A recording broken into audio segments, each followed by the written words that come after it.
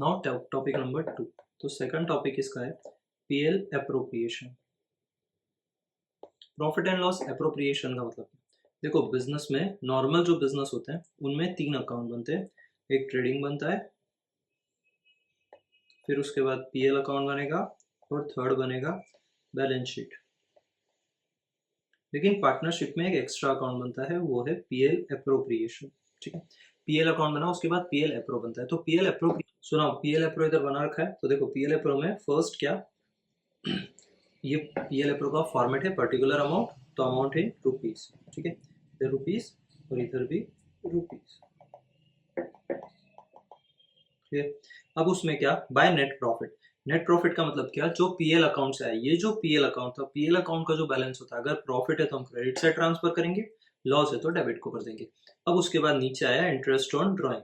Interest on drawing, drawing पर जो भी पे करता है कौन, पार्टनर फर्म को पे करेगा। क्यों, क्योंकि विड्रॉ भी किसने किया, पार्टनर ने किया, तो वो फर्म को पे करेगा। तो वो इंटरेस्ट ऑन ड्रॉइंग फर्म के लिए क्या है, इनकम। मतलब क्या, जो भी इनकम होगी वो क्रेडिट साइड में, और जो फर्म का एक्सपेंस होगा वो डेबिट साइड में। एक्सपेंस क्या क्या है, जो फर्म ने पार्टनर को दिया, क्या दिया, interest on capital, salary, commission, remuneration, bonus, ये सारी चीजें फर्म पार्टनर को देती है। उसके अलावा ट्रांसफर टू जनरल रिजर्व, किसी भी रिजर्व में ट्रांसफर करना है तो वो भी किधर आएगा, पीएल एप्रो के डेबिट साइड में आ जाएगा। उसके बाद इनका जो बैलेंस बचता है, बैलेंस को हम क्या बोलते हैं, डिविजिबल प्रॉफिट। डिविजिबल प्रॉफिट हो सकता है, डिविजिबल लॉस भी हो सकता है। उसके बाद नेक्स्ट कौन सा होगा, कैपिटल अकाउंट। तो कैपिटल अकाउंट में क्या, कैपिटल दो टाइप के होते हैं। पहला होता है fixed account, fixed capital base method, और सेकंड होता है फ्लक्चुएटिंग। ठीक है, देखो फिक्स में कैसा होगा, फिक्स में फिर से दो अकाउंट होते हैं, एक कैपिटल अकाउंट और दूसरा करंट अकाउंट। ठीक है, तो अब देखो कैपिटल कैसे बनाते हैं, करंट और उसके बाद फ्लक्चुएटिंग। फ्लक्चुएटिंग में केवल एक ही अकाउंट होता है, उसका नाम होता है कैपिटल अकाउंट। ठीक है, तो फर्स्ट कैपिटल अकाउंट है, तो फिक्स में पार्टनर्स कैपिटल, पर्टिकुलर्स लिखा, एन और एस, दोनों पार्टनर्स का नाम लिख देंगे। ठीक है, दोनों पार्टनर्स का नाम एन और एस। फिर बैलेंस ब्रोट डाउन, जो भी उनका बैलेंस होगा वो balance by cash and bank. अगर वो बिजनेस में कुछ भी लेकर आए, कुछ भी मनी पैसा लेकर आए, तो वो किधर आएगा, क्रेडिट साइड को, और दोनों का जो टोटल होगा वो किधर लिख देंगे, बैलेंस कैरिड डाउन। ठीक है, अब उसके बाद नेक्स्ट है करंट अकाउंट। करंट अकाउंट में क्या आता है, पार्टनर्स ने जो भी ट्रांजेक्शन पूरे ईयर में किया, उसने ड्राइंग किया, उसको सैलरी मिला, उसको प्रॉफिट मिला, इंटरेस्ट ऑन कैपिटल मिला, इंटरेस्ट ऑन ड्राइंग मिला, कमीशन, बोनस, ये सारी चीजें मिली, ये कहाँ से ट्रांजेक्शन होंगे, करंट अकाउंट में। तो करंट अकाउंट को क्रेडिट साइड सबसे पहले बैलेंस ब्रॉट डाउन, उसका जितना बैलेंस है, उसके बाद interest on capital, salary, commission, फिर नीचे आ जाएगा पीएल एप्रो। अगर ये जो पीएल एप्रो था, तो ये जो हम लोग ने पीएल एप्रो बनाया था, डिविजिबल प्रॉफिट, ये जो डिविजिबल प्रॉफिट था, ये जो डिस्ट्रीब्यूशन हुआ वो किधर गया, क्रेडिट साइड को चला गया। तो ये क्रेडिट साइड में करंट में आ गया पीएल एप्रोप्रिएशन अकाउंट। फिर उसके बाद डेबिट में देखो ड्राइंग, अगर पार्टनर ने जो भी विड्रॉ किया हुआ आएगा, और इंटरेस्ट ऑन ड्राइंग, जो उसने इंटरेस्ट उस पर चार्ज किया। ठीक है, लास्ट में जो बचेगा वो बैलेंस कैरिड डाउन। हो सकता है कितनी बार बैलेंस ब्रॉट डाउन जो है वो डेबिट साइड पे है, मतलब क्या, पार्टनर का जो बैलेंस है वो डेबिट बैलेंस है।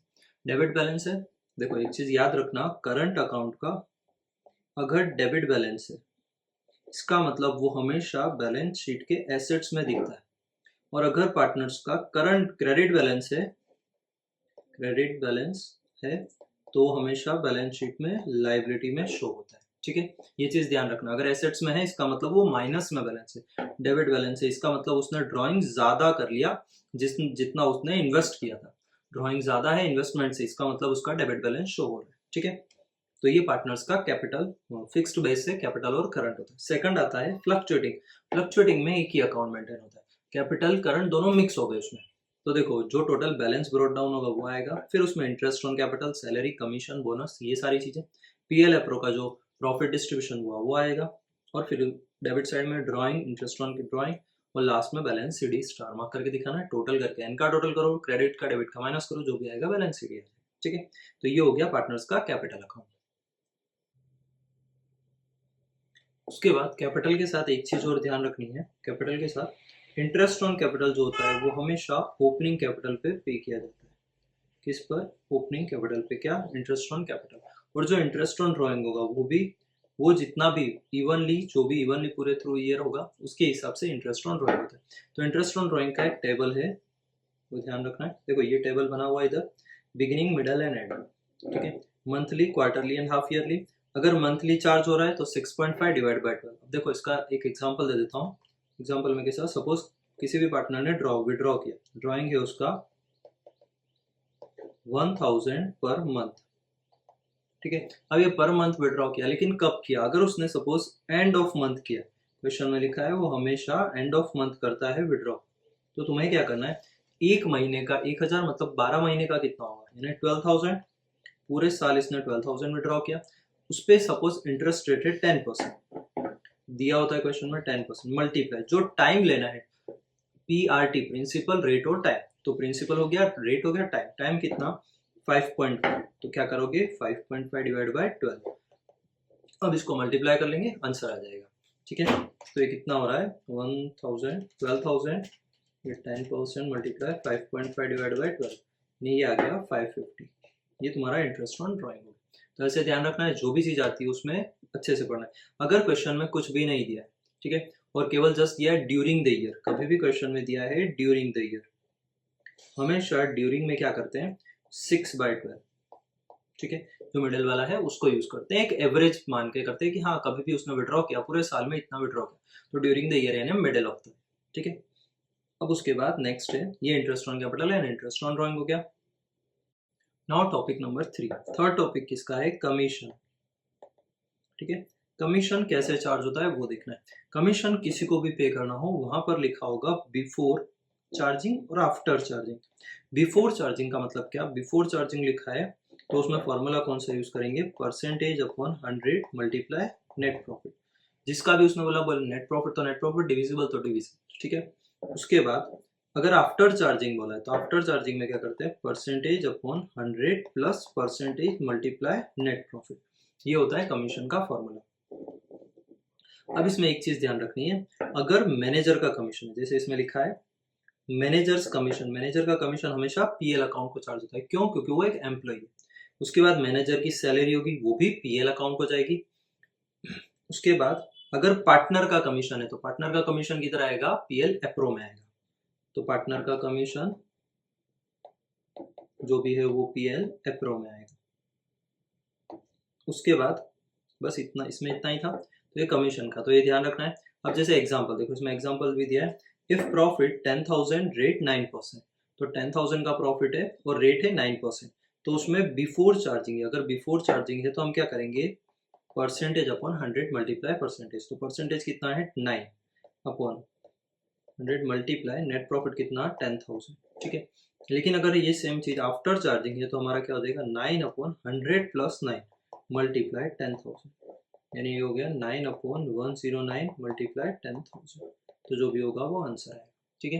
तो ये कमीशन में चीजें ध्यान रखनी है, बिफोर चार्जिंग और आफ्टर चार्जिंग, मैनेजर हो सकता है, पार्टनर का कमीशन हो सकता है, किसी का भी हो सकता है।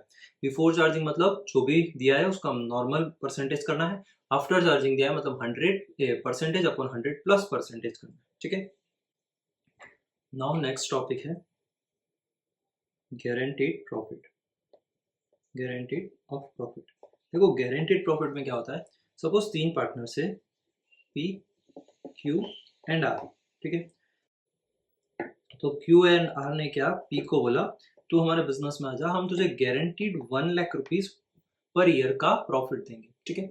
अब 1 लाख रुपीज पर ईयर का प्रॉफिट देंगे मतलब ये गारंटीड है, हमारे बिजनेस को लॉस हो तो भी हमें बियर करना है, तुझे कुछ भी बियर नहीं करना, तुझे एवरी ईयर 1 लाख रुपीज सीधा का सीधा मिल जाएगा, ठीक है। अब हुआ क्या, सपोज किसी भी बिजनेस में 2024 में क्या हुआ, पी के शेयर में आया 80,000 रुपीज, 80,000 आया, तो अब इसको जो 20,000 एक्स्ट्रा मिलना है वो कौन बियर करेगा, Q एंड R। जो भी रेशो दिया होगा क्वेश्चन में उस रेशो में, और अगर क्वेश्चन में रेशो नहीं दिया तो जो उनका normal PSR profit sharing ratio होगा उसमें उनको बियर करना पड़ेगा, ठीक है। किसको, 20,000 को, तो उसका टोटल कितना हो जाएगा 1 लाख हो जाएगा, ठीक है। और अगर 2025 में उसको प्रॉफिट मिला 1,20,000, 1,20,000, तो उसमें कोई एडजस्टमेंट नहीं करना है, वो 1,20,000 ऐसा का ऐसा P लेकर चला जाए। ऐसा नहीं हो कि ज्यादा है तो कट कर ले, नहीं, अगर कम है तो उसे हमें देना है, यानी मिनिमम प्रॉफिट है, गारंटीड है कि 1 लाख रुपया तो आपको मिलेगा ही मिलेगा एवरी ईयर, ठीक है। इसको बोलते हैं गारंटीड ऑफ प्रॉफिट। जो भी डेफिशिएंसी है, पिछले वाले में कितना 20,000 का डेफिशिएंसी था, तो 20,000 का डेफिशिएंसी कौन बियर कर रहा है, Q एंड R। किस रेशो में, अगर क्वेश्चन में रेशो दिया है तो उसमें, और नहीं दिया है तो जो उसका ओल्ड रेशो या फिर पीएसआर प्रॉफिट शेयरिंग रेशो होगा उसमें डिस्ट्रीब्यूट हो जाएगा।